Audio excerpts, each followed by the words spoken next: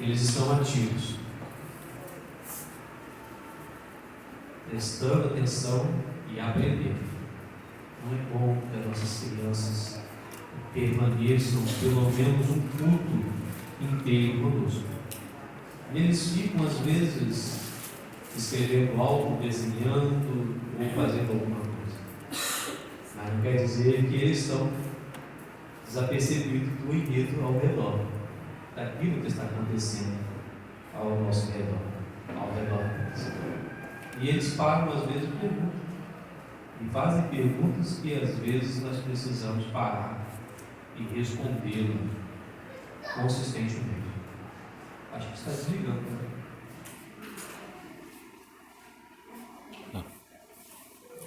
Saímos?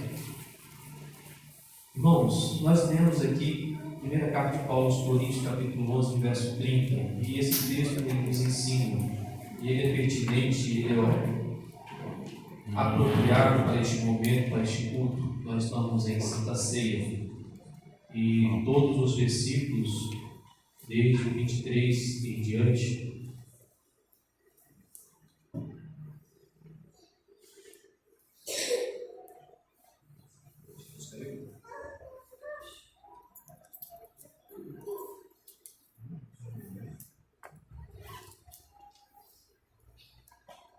desde o versículo 23 até o versículo 26, 29, 32, a gente vai seguindo esses versículos um a um, e cada vez que nós avançamos nesses textos, nós aprendemos algo mais. Vocês, e inclusive eu, no Senhor.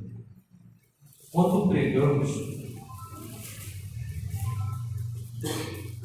pregamos, muitas vezes, nós usamos textos grandes com a intenção de concluir, já que temos ali pouco tempo naquela igreja, a gente vai pregar, e um dia deve ser levado para outro lugar, a gente vai para textos grandes. E eu vi que nos tempos antigos, versículo a versículo, e às vezes metade de um versículo, tem duas luzes aqui, eram usados. Uma tem que estar parada, a outra piscando.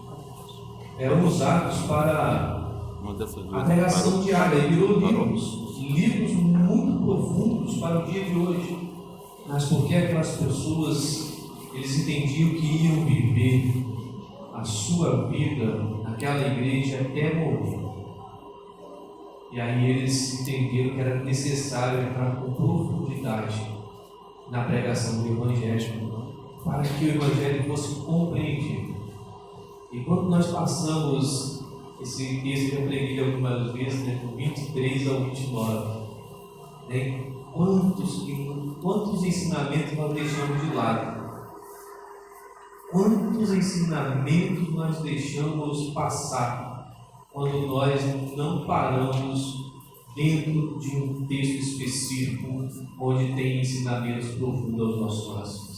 Então, a primeira carta de Paulo aos Coríntios, capítulo 11, verso 30, ele vai falar algo que parece estar fora do contexto, algo que está fora do ensinamento. Ele está falando de ceia, tomar ceia, receber os elementos da ceia, o pão e o vinho, os seus significados. Mas ele chega a esse ponto e fala de morte.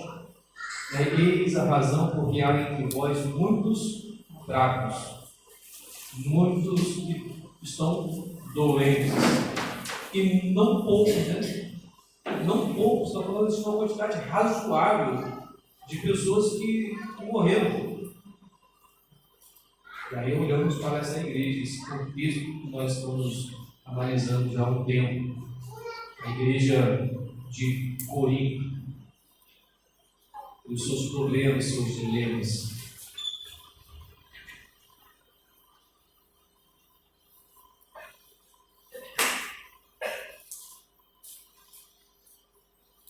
Quero que você imagine um pai caminhando com seu pequeno filho em uma rua movimentada, segurando pela mão. E o menino curioso, possível, tenta atravessar correndo a rua. E o pai segura com firmeza a mão da criança. E o menino chora, protesta e tenta conversar com o pai, não compreendido, porque foi segurado, foi apertado a mão e ali teve um pulso e machucou o seu braço. Porém, aquela mão forte, ela deteve a criança e não é uma expressão de raiva e de impedimento, mas sim uma expressão de amor. E isso já aconteceu comigo algumas vezes aqui na nossa saída da igreja, com a Maia e o Calvão. E esses dias o Calvão falou assim: pai, eu posso ir do outro lado da rua e jogar o lixo? Meu bichinho do estúdio, que tem uns bichos de insetos, né? Eu fiquei em silêncio um tempinho e falei assim: pode. Ele saiu pela porta do estúdio e eu corri para o quarto, para a sacada, para olhar, para atravessar a rua. Eu queria fazer. Atravessou a rua, olhou um lado para o outro, jogou o lixo, voltou. Quando ele estava voltando, ele parou, estava vindo o carro parou, e sinal para ele passar. Passou, voltou para de casa, já estava descendo a escada, e ele falou assim: pai, acho que é uma pessoa que conhece, parou e eu passar. Amém. Assim, olha, eu estou grandinho, eu sou responsável, posso ir jogar o lixo na rua, o meu lixo eu posso jogar na rua. Tá bom. Mas em outros momentos, e quando a gente sai de bicicleta, eu saio à frente e falo assim: olha o carro, olha a moto, olha a bicicleta. E de vez em quando ele fala assim: pai, eu já sei, eu estou vendo. Normalmente eu estou na frente, eu fecho ele para aquele poste do lado. Por que parou? Ele tem perigo à frente. Quando ele não andar de bicicleta, muitas vezes eu levo a mão e agarro ele. Todos os momentos que minha mão pega no peito, pega no braço, pega em algum lugar e eu travo ele e seguro ele. Eu sempre estou observando onde ele está passando. Nosso Deus faz o mesmo para nós. Nosso Deus e Pai faz o mesmo para nós. E às vezes a gente tenta correr e ele faz nos parar. E às vezes para e senta. Ele quer ir e não consegue ir. Nosso Deus às vezes nos segura para não ir em direção a algum lugar perigoso. O nosso Deus nos coloca obstáculo ou para algo na nossa frente para poder nos frear e nos corrigir na caminhada em que nós estamos indo. Há correções que machucam o nosso orgulho até. E muitas vezes as crianças crescem esse orgulho quando são feridas, e a Maia que mais é sentimental. Ela sempre começa com choro para poder contestar, protestar em algumas atitudes. Ela vem com choro. Ela vem com choro e mimo para poder contestar. Mas todas as atitudes são pensadas deles, é por amor a eles, esses pequeninos. Nosso Deus faz o mesmo que nós. As correções machucam. Nosso Deus às vezes nos faz correções que nos machucam, mas elas são necessárias. Elas são necessárias. Assim também Deus age em nossas vidas. Age em nossas vidas. E não há momento tão significativo quanto o da ceia, que é onde Paulo está expressando as condições. As palavras que nós lemos hoje do verso 30 se referem à disciplina de Deus, se refere à ação de Deus de correção aos santos eleitos e àqueles que estão recebendo a ceia, recebendo os elementos da ceia. Comer dignamente, nós falamos semana passada, versículo 29. Hoje nós vamos falar sobre a disciplina, sobre a correção de Deus. Quando a graça corrige, a disciplina do Senhor vem para restaurar a comunhão.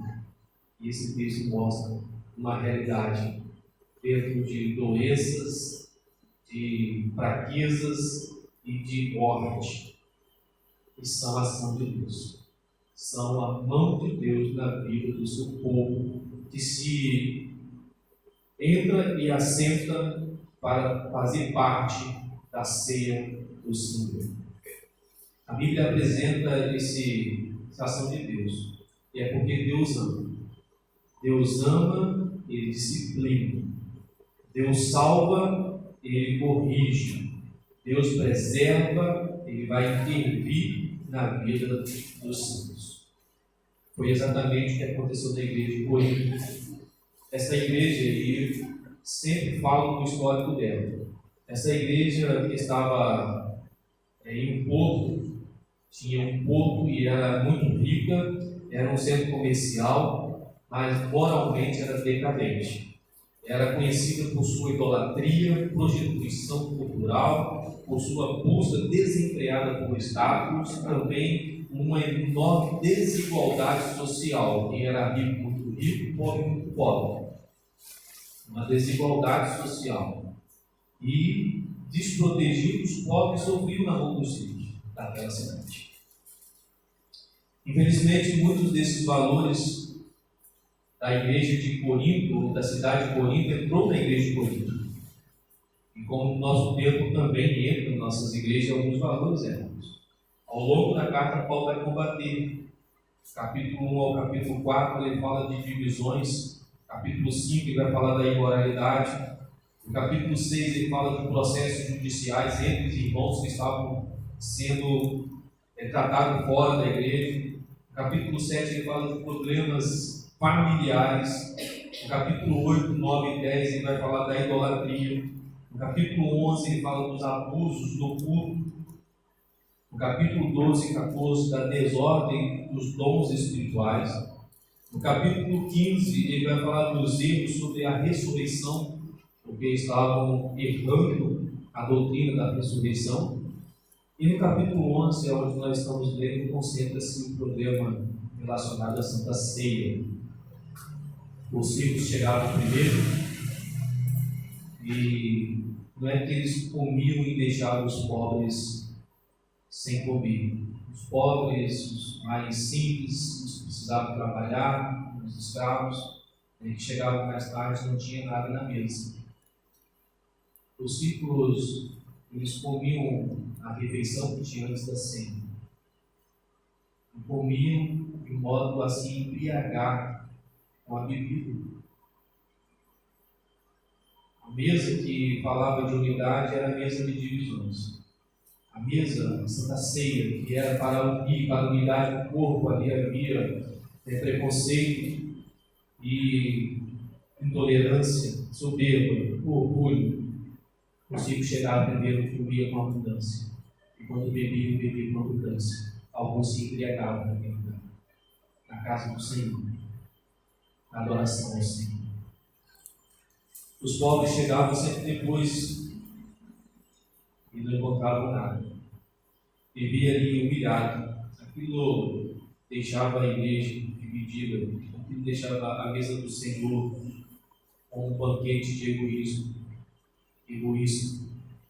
O Evangelho estava sendo contradito justamente na mesa do Senhor, na mesa da comunhão, na mesa aonde se celebra a morte e a ressurreição de Jesus, para nos fazer um povo unido, único, em uma unidade para a glória e o louvor de Deus. O Evangelho estava sendo distorcido. E é nesse contexto que Paulo escreve esse versículo 30. Não se trata de um castigo arbitrário, é uma disciplina pactual, do pacto, da aliança, do povo da aliança. Deus estava ali intervindo na vida da igreja, corrigindo, com doenças, com fraquezas e com morte no meio de todo mundo, tirando a vida de algumas pessoas. Era a disciplina de Deus, a correção de Deus. Alguns estavam fracos, outros doentes, e ali havia muitos morrendo.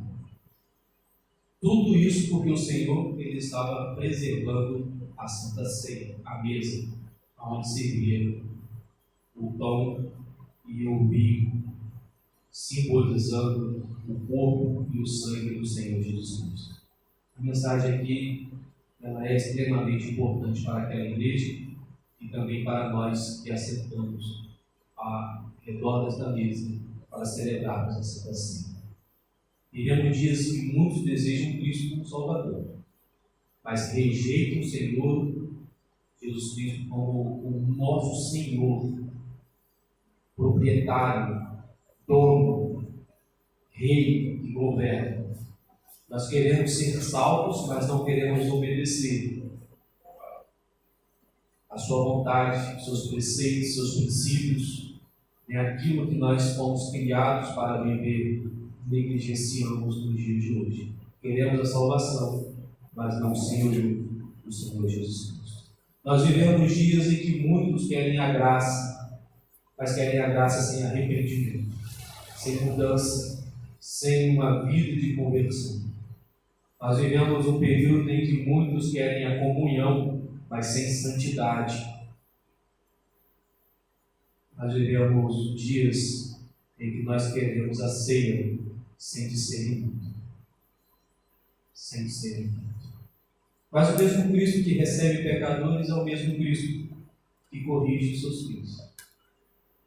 Então essa mesa de Corinto, onde celebrava a ceia, e o egoísmo, a humilhação, a injustiça, os maus tratos, o preconceito, é o local que o Senhor está corrigindo.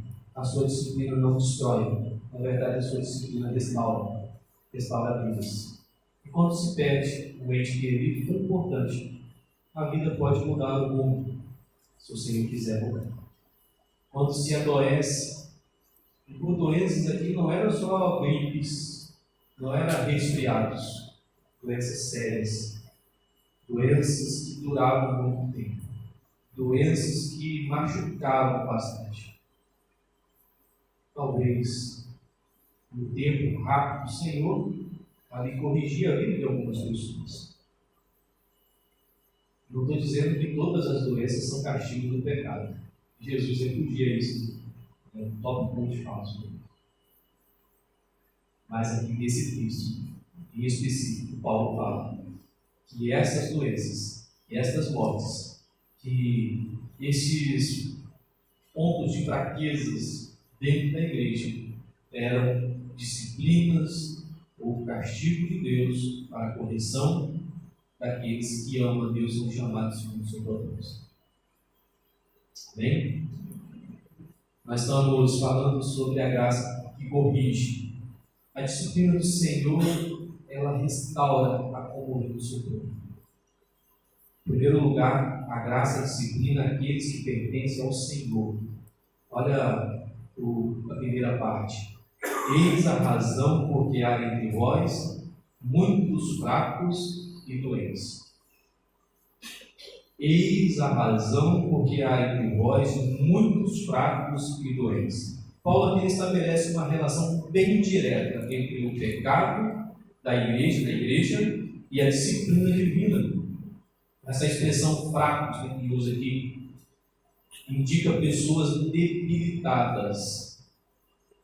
A expressão doentes descreve enfermidades mais severas, debilitadas por algumas fragilidades de saúde, mais fracas espiritualmente, fracas fisicamente, mas doentes, algo mais severo, algo mais forte, mais profundo.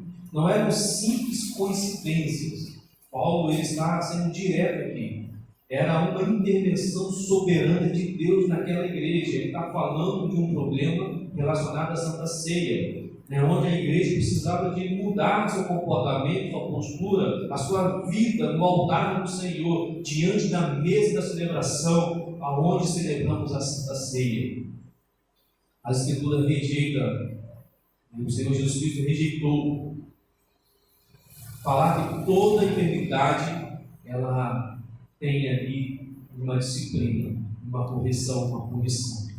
Foi perguntado a ele e ele respondeu: quem foi que pecou, o pai ou o pai do pai? E Jesus responde assim: nem ele pecou, nem seus pais, mas foi para que se manifestassem nele as obras de Deus.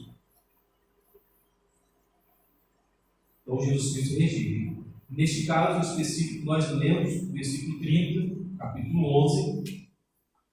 Paulo está sendo específico e direto, a disciplina que é real, a ação de Deus sobre aquela igreja. Nossas igrejas reformadas, Deus disciplina, nós cremos que Deus disciplina os filhos, os seus filhos. Nós acreditamos na disciplina de Deus aos seus filhos, aqueles que são seus, os eleitos, santos, os convertidos. Nós cremos na igreja, dentro da igreja reformada, que Deus corrige. Ele traz disciplina e intervém na igreja. Aqueles que não são filhos, aqueles que não são seus, aqueles que não são salvos, Ele não disciplina. Deus não disciplina o ímpio, eles estão condenados. Deus disciplina aqueles que tirou da condenação para a salvação. Mas os que são condenados já estão certos. Quem precisa ser disciplinado, direcionados, reorganizados, redirecionados, transformados, limpados, são os seus, aqueles que foram removidos da condenação.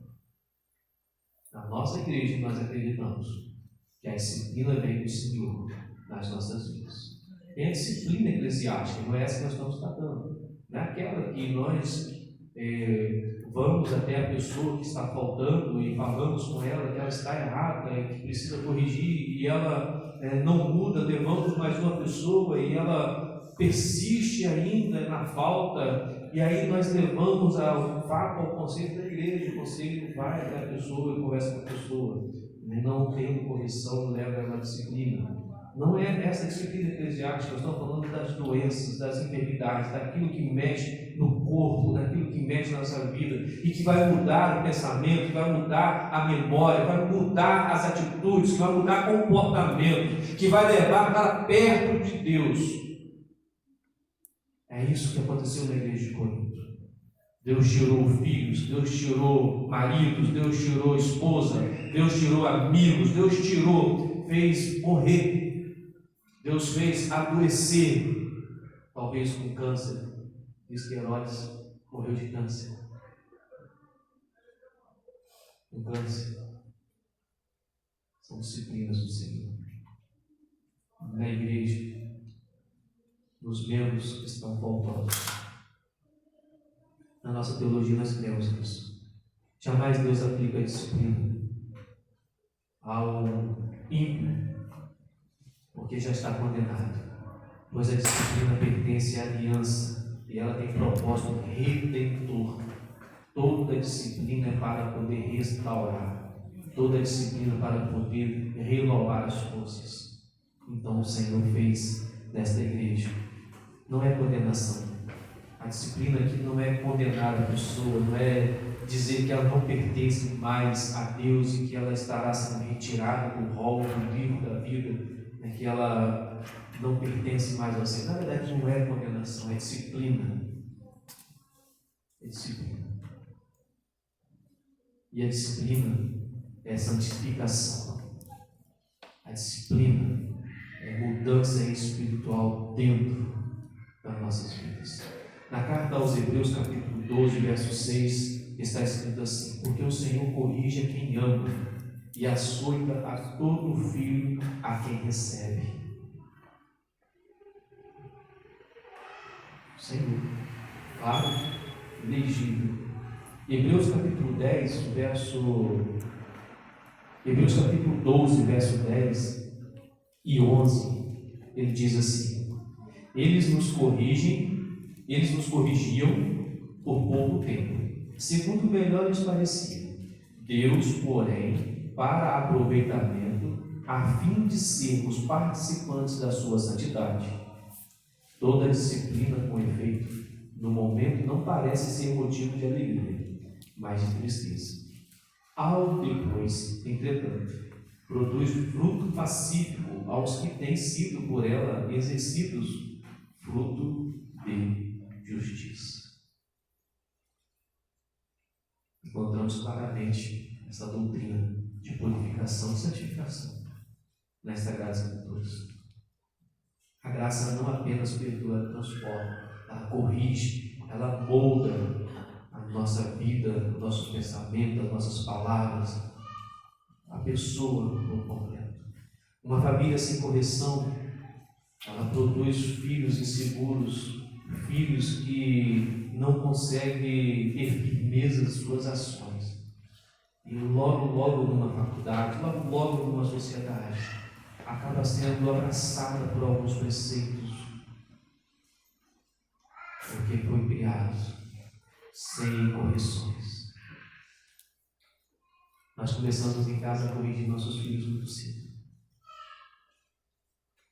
Nós pegamos a varinha cedo também. Ele conhece a varinha.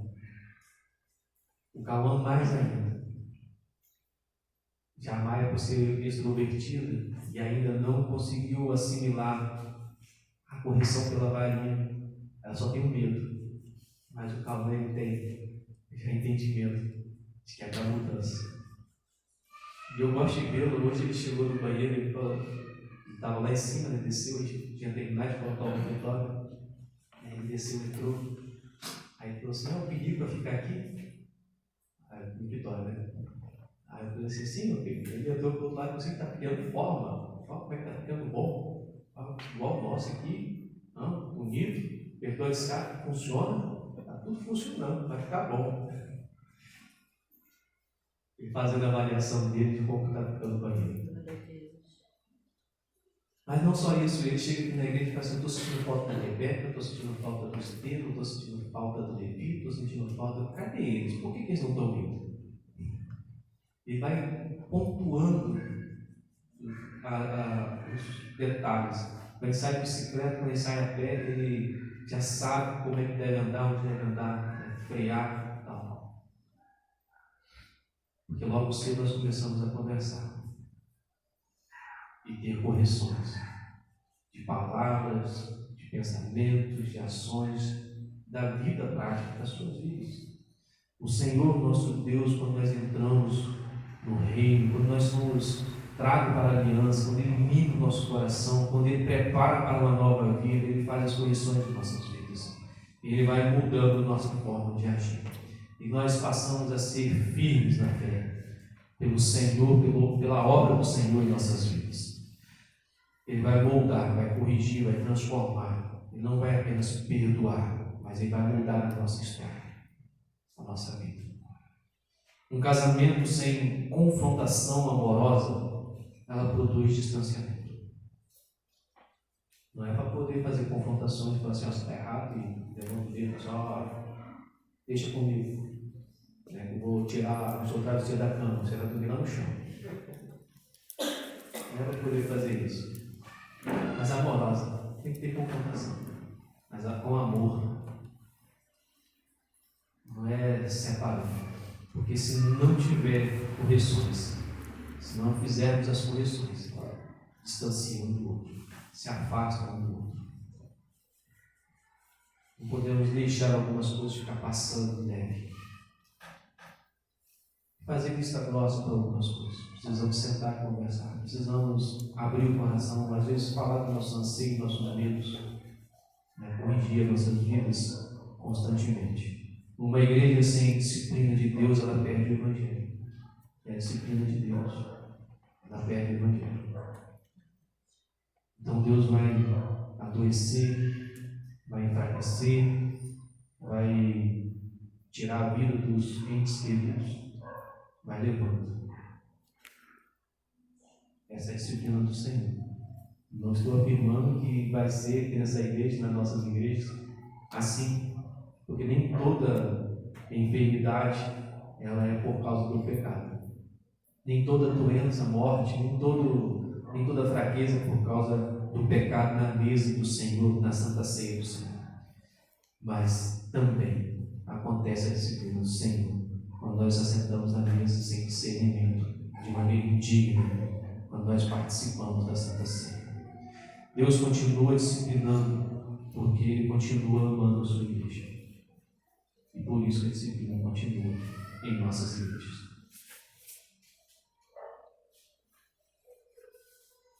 Em segundo lugar, quando a graça corrige e a disciplina do Senhor restaura a nossa comunhão, a comunhão do seu povo, nós vemos a graça e que a graça preserva a santidade com nós celebramos a ceia do Senhor. A graça preserva a santidade do sacramento do Senhor. Ele diz assim: e não poucos. Essa expressão que ele usa nesse versículo 30, e não poucos. Há entre vós muitos fracos e doentes, e não poucos, não é pouco, é razoável, uma quantidade razoável de pessoas que morrem. A morte naquela igreja, os falecimentos. O termo que está traduzido e está também na nossa versão é dormem. Paulo mostra que essa disciplina, ou a disciplina do Senhor, ela está em muitos membros. Muitos fracos e não poucos que dormem. Muitas correções daquela igreja. Mas, como disse na introdução, era uma igreja em que os ricos chegavam primeiro, comiam de tudo, abundantemente, e até se embriagavam. Não amavam, não se preocupavam com aqueles mais simples, pobres, escravos e trabalhadores que chegavam mais tarde. Assim acontecia, eles estavam com fome, e outros abastados. E Paulo fala assim: se está com fome, coma em casa, depois vem para cá. Porque aqui é o lugar de comunhão. A ceia nunca foi um ritual vazio. Ela proclama a morte de Cristo. Nunca foi um ritual vazio. Ela proclama a morte de Cristo, Jesus. Participar dela de maneira egoísta, como aquela igreja estava participando, era desprezar o próprio Evangelho. Era desprezar a mensagem do Evangelho, o amor de Deus e a morte do Senhor Jesus Cristo naquela cruz. Paulo diz assim no verso 26: porque todas as vezes que comerdes este pão, beberdes o cálice, anunciais a morte do Senhor até que Ele venha. Cristo morreu, formando um só povo. Aquela igreja estava dividida entre os ricos, mais favorecidos, e os pobres, menos favorecidos. Aquela igreja estava dividida. A igreja celebrava uma ceia dividida. Tinha um grupo sofrendo e um grupo alegre, um grupo se sentindo bem e um grupo se sentindo menosprezado, diminuído. O símbolo que anunciava a unidade estava ali na prática revelando uma grande divisão daquela igreja. Não havia um discernimento do corpo da igreja entre eles. Alguns ficavam para trás e outros corriam na frente. Quando Paulo escreve aos Efésios, ele usa uma frase muito interessante, capítulo 2, verso 14. Porque Ele é a nossa paz, o qual de ambos fez um, e tendo derribado a parede da separação que estava no meio. Ou seja, Deus não quer um povo dividido, Deus quer um povo unido. É uma igreja, um corpo que abraça, um corpo que ama, um corpo que olha nos olhos, um corpo que não vê diferença, um corpo que não abandona o outro, um corpo que esteja ali unidos. Foi para isso que Cristo morreu naquela cruz. E para isso que nós celebramos a ceia. Para ter uma igreja, uma só igreja, uma unidade. E não divisões dentro da igreja. A ceia, ela aponta para Cristo. Quando perdemos Cristo do centro, o que nós celebramos aqui perde o seu significado. Quando nós celebramos a ceia aponta para Cristo. E quando nós perdemos o Cristo que nos ensina, que nos molda, nós perdemos o significado que é Santa Ceia. A justificação nos leva inevitavelmente à comunhão dos santos. Quando nós somos justificados, nós passamos a viver uma vida não é por força e nem por acaso. Inevitavelmente, não tem como evitar. Nós vivemos comunhão entre os irmãos. O corpo de Cristo naquela cruz nos leva a uma igreja, uma noiva única, unida. Quem foi reconciliado com Deus busca reconciliar-se com os outros, com os irmãos, uns com os outros. Em Mateus, no capítulo 5, verso 23 e 24, o Senhor Jesus Cristo escreve assim, ou fala, que Mateus escreveu: se, pois, ao trazeres ao altar a tua oferta, ali te lembrares de que o teu irmão tem alguma coisa contra ti, deixa perante o altar a tua oferta, vai primeiro reconciliar-te com o teu irmão, e então, voltando, faz a tua oferta.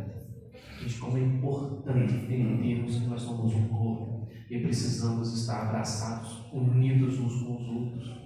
Como é importante entender isso, porque a saúde nas nossas vidas, a saúde, não doença, não fraqueza e nem mortes, não há disciplinas. Quando nós entendemos que somos um corpo e vamos participar da ceia unidos uns com os outros. É por isso que Paulo exorta essa igreja e fala assim: olha, tem muitos doentes, tem muitos fracos. E aí, uma considerável quantidade de mortes nessa igreja.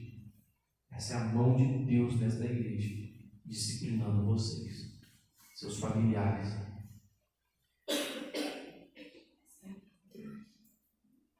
Quando nós chegamos aqui, muitas vezes trazemos algumas coisas. E eu pergunto, quantas vezes nós chegamos na celebração da Santa Ceia carregando o orgulho, orgulhosos? Quantas vezes nós assentamos e participamos deste culto e recebemos o pão, recebemos o vinho? O orgulho. O orgulho é o que acontecia com os ricos naquela igreja de Corinto, porque os pobres estavam se sentindo as piores pessoas daquele lugar.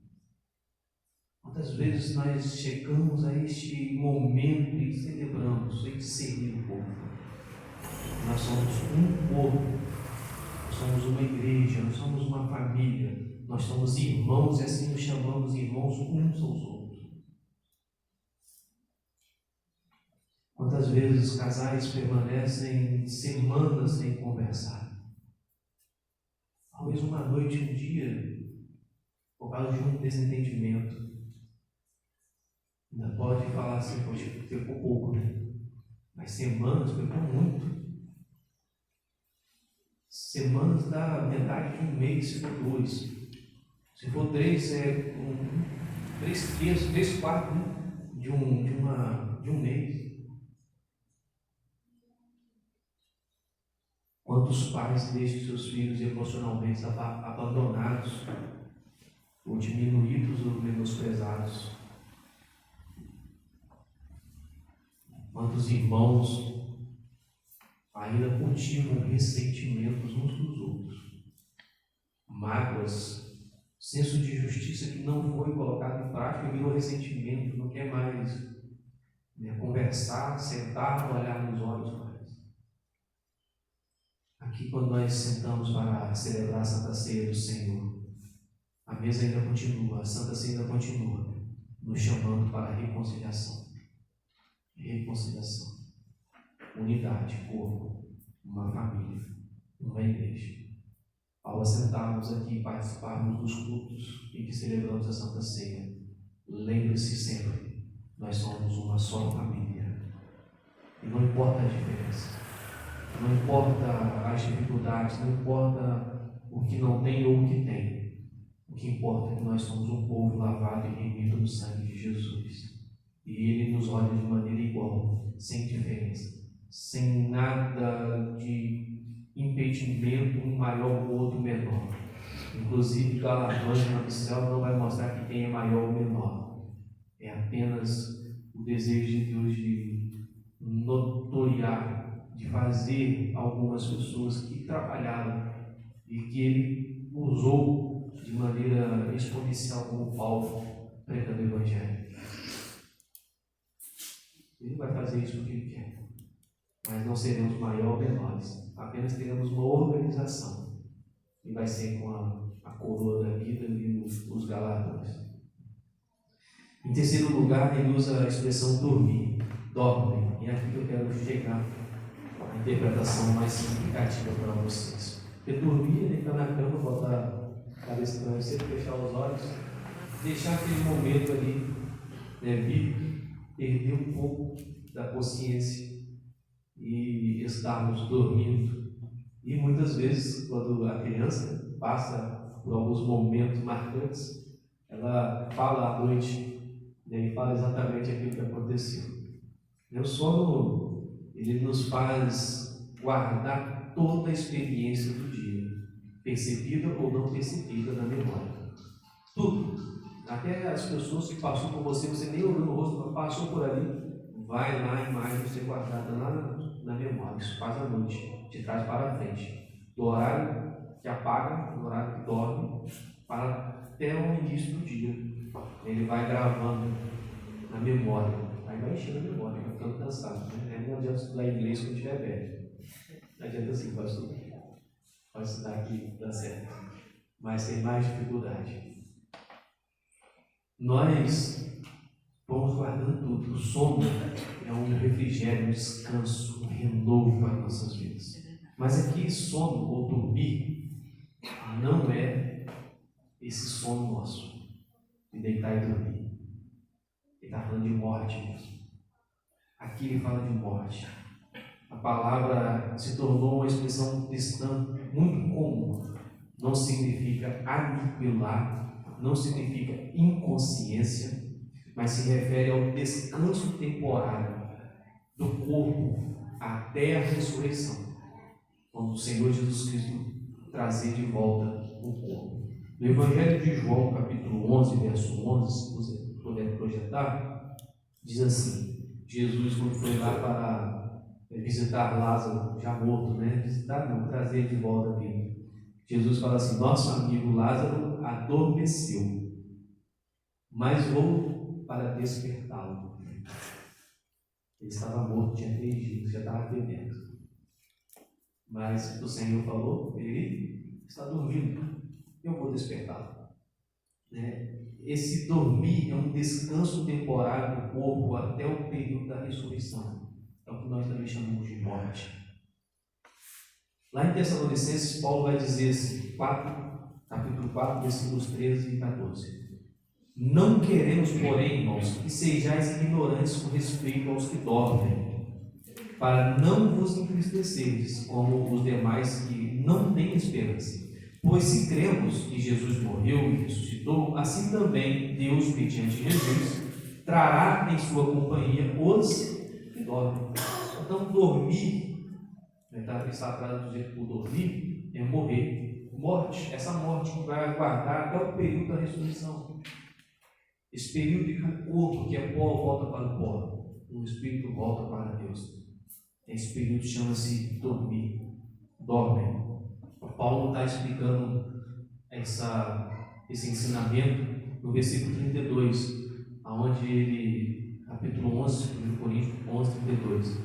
Mas quando julgados, somos disciplinados pelo Senhor, para não sermos com o mundo. E aqui a essência desse ensinamento. A disciplina é uma evidência de que nós não seremos condenados com o mundo. Os filhos recebem correção, os ímpios permanecem em juízo. A disciplina é uma evidência de que nós não seremos condenados com os ímpios, com o mundo. Os ímpios permanecem sob juízo. E aqui aparece claramente a perseverança dos santos, que são uma das nossas doutrinas. Deus preserva aqueles que Ele salvou. Nem mesmo a sua disciplina, que visa destruí-los, visa aniquilá-los ou diminuí-los, ou fazer com que eles deixem este mundo apenas por deixar este mundo. Disciplina do Senhor visa restauração, visa reconciliação, visa conduzir o seu povo para a sua glória e para o seu louvor. Talvez você esteja até pensando: e aqueles que estão atravessando agora por momentos difíceis. E eu que estou atravessando por momentos de dificuldades. Nem toda disciplina, nem toda dor é disciplina. Nem todo sofrimento é disciplina, nem toda doença é disciplina, nem toda morte é disciplina. Mas aqui no texto que nós temos, mostra que Deus disciplina quando nós tomamos ceia de maneira irreverente ao Senhor. Quando nós não discernimos o que é ser corpo, quando nós não conseguimos entender o que é viver igreja. Havia um grupo que deixava o outro, menosprezava o outro, era orgulhoso, soberbo, machucava aqueles mais pobres, mais simples. E na sociedade eles subjugavam o juízo, a justiça.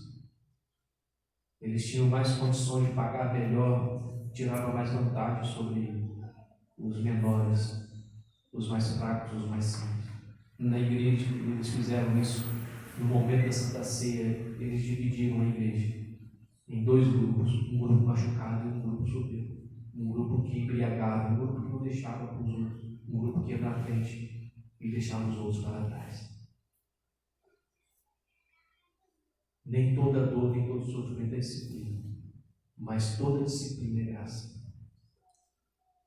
Toda disciplina é a misericórdia do Senhor, para não sermos condenados. Ele justificou, salvou, restaurou, regenerou, para não ser condenado. E se Ele tirou a condenação, Ele vai disciplinar os seus filhos. Ele vai corrigir os seus filhos. Deus não abandona os seus filhos. Ele nunca vai abandonar os seus filhos. Ele está formando a imagem de Cristo nos seus filhos. Ele está transformando as nossas ações, nossos pensamentos, a imagem do Senhor Jesus Cristo. Eu quero concluir dizendo que esse texto que nós lemos, versículo 30, e nós ainda vamos continuar o 31, 32, 33, tá? Ele não foi escrito para produzir medo de participar da Santa Ceia.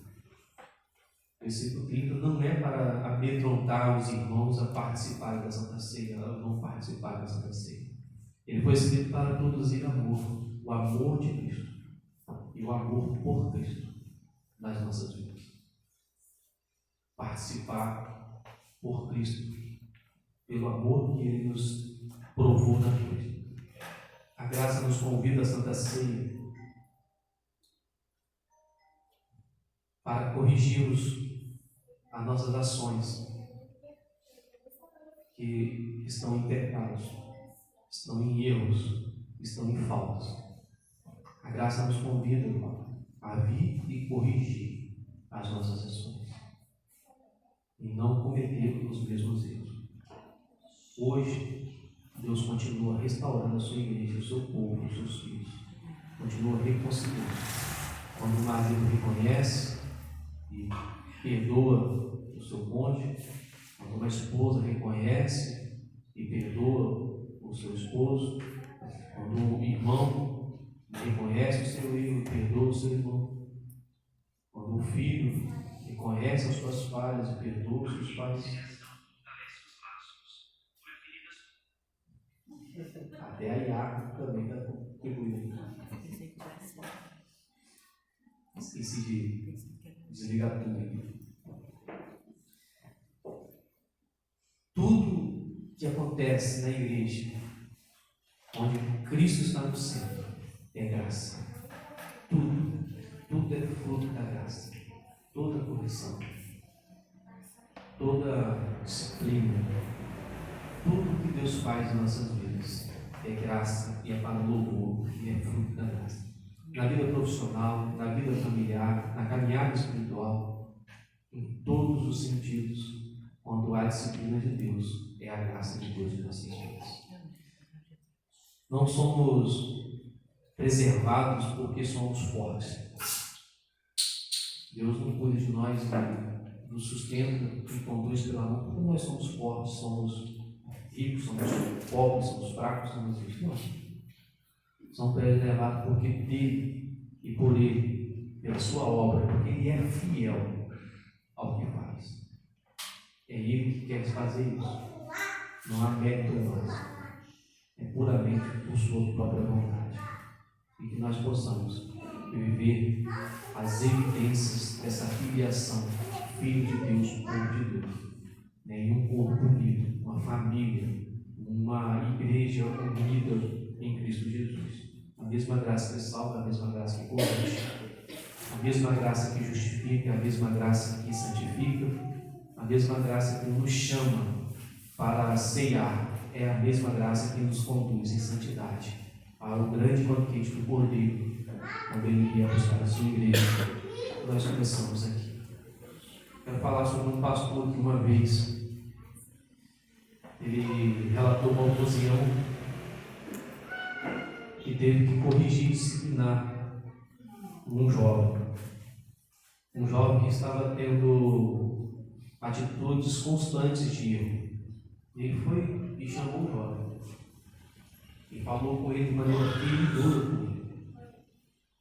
Aquele jovem ficou triste, ficou cabisbaixo, entristecido, saiu dali, pensativo, e ele ficou triste por um bom tempo.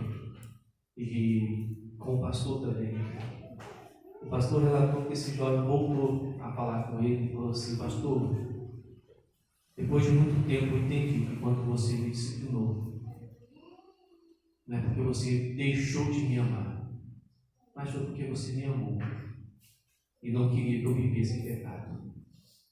E eu quero agradecer pelo seu amor por mim. Meus irmãos, assim Deus faz conosco. Nunca olhe para os momentos de dificuldades, ainda que seja perceptível ou identificado com a disciplina de Deus, em fraqueza, doenças ou a perdas de familiares, entes queridos, ou até mesmo de algumas pessoas mais próximas. Mas olhe, com gratidão ao Senhor. Esses dias eu estava conversando com o reverendo Bildo, ontem, e ficamos muito tempo conversando. E ele falou assim: eu já perguntei para Deus qual o objetivo das minhas lutas e dores. Ele tem sofrido bastante. Ele falou assim: confesso que eu ainda não sei. Deus não quis me falar qual é o objetivo. Eu não vou perguntar por quê. Eu quero saber como Deus está agindo, através das minhas lutas e dificuldades, para a sua glória. O certo é que Deus está fazendo. Ele usou uma expressão que falou assim: mas eu agradeço a Deus.